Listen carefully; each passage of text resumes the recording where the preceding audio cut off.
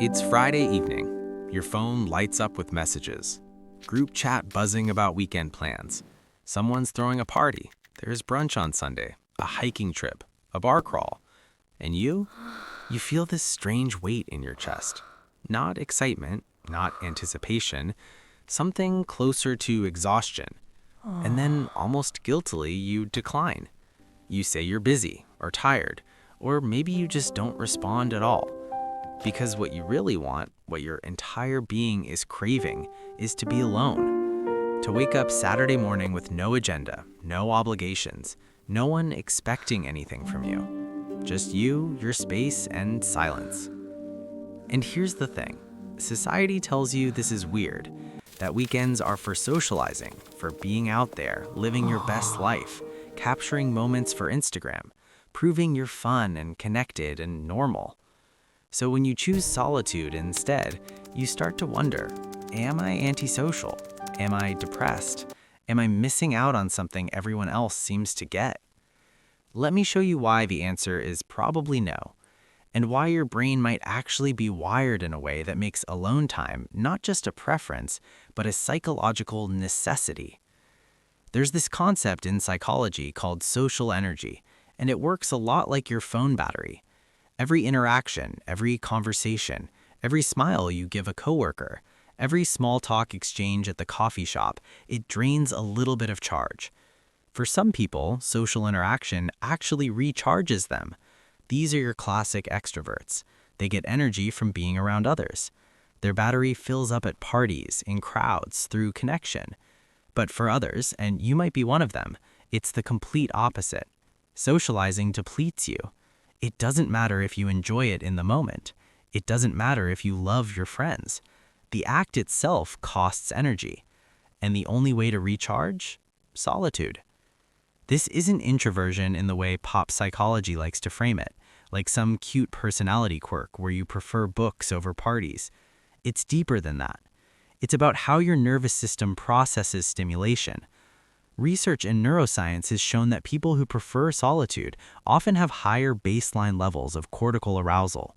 In simple terms, your brain is already pretty stimulated just existing in the world. You don't need a party to feel alive. In fact, adding more stimulation, more noise, more people, more unpredictability can push you into overstimulation, and that feels awful. It feels like your brain is a browser with 40 tabs open and someone keeps opening more. So when the weekend comes and you finally have the chance to close those tabs, to give your nervous system a break, of course you want to be alone. It's not avoidance, it's restoration. But here's where it gets interesting. There's another layer to this, and it has to do with what psychologists call self-determination theory. Basically, humans have three core psychological needs: autonomy, competence, and relatedness. Autonomy is your sense of control over your own life. Competence is feeling capable and effective. Relatedness is connection with others. Now, most people assume that weekends are when we fulfill our need for relatedness, seeing friends, bonding, being social. But what if your weekdays already force you into so much relatedness that it's actually your autonomy that's starving? Think about it. Monday through Friday, you're probably surrounded by people, coworkers, bosses, clients, roommates, family. Even if you work from home, you're on Zoom calls, responding to Slack messages, performing a version of yourself that's palatable and professional. You're constantly negotiating other people's needs, expectations, moods. You're adjusting, accommodating, code switching. And all of that requires you to suppress parts of yourself, to delay your own needs, to operate on someone else's schedule and terms. By the time the weekend rolls around, your autonomy is screaming. You don't want to plan around anyone else. You don't want to compromise on what to eat or where to go or what time to meet. You want to be the sole author of your own experience, even if that experience is just sitting on your couch in pajamas watching 3 movies in a row. That's not laziness. That's reclaiming agency. There's a beautiful study that came out of the University of Rochester where researchers found that people who spent time alone in ways that felt chosen, not forced or lonely, but intentional, reported higher levels of well-being, creativity, and emotional regulation. The key word there is chosen. Because loneliness and solitude are not the same thing. Loneliness is the painful feeling that you're disconnected when you don't want to be. Solitude is the peaceful state of being alone when that's exactly what you need. And your brain knows the difference. When you choose to be alone, your prefrontal cortex, the part of your brain responsible for decision-making, self-reflection, and planning, gets a chance to do something it rarely gets to do during the chaos of social life. It gets to process, to integrate, to make sense of everything that happened during the week. You're not zoning out, you're actually doing deep cognitive work. You're consolidating memories, reflecting on your goals, untangling emotions. This is why people often have their best ideas in the shower, or on a solo walk, or lying in bed on a quiet Saturday morning. It's not randomness, it's your brain finally having the bandwidth to think clearly.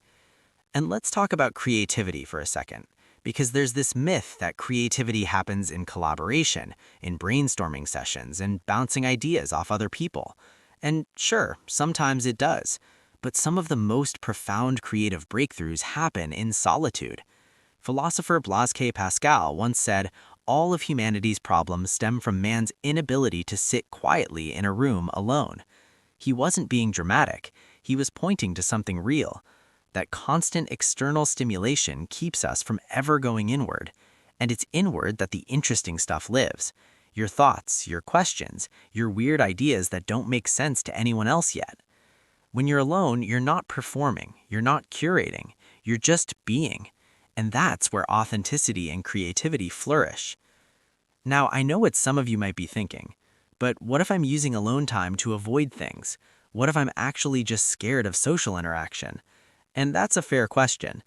There's a difference between preferring solitude and hiding from the world.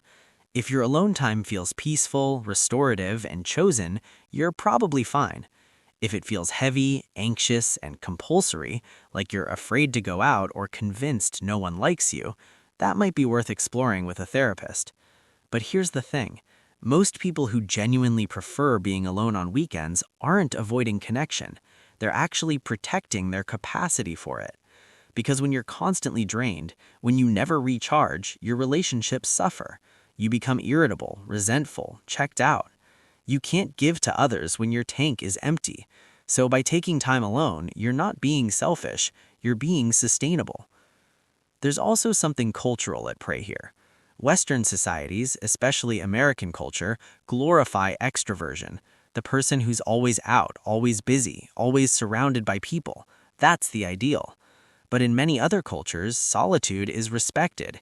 It's seen as a sign of maturity, wisdom, self-sufficiency.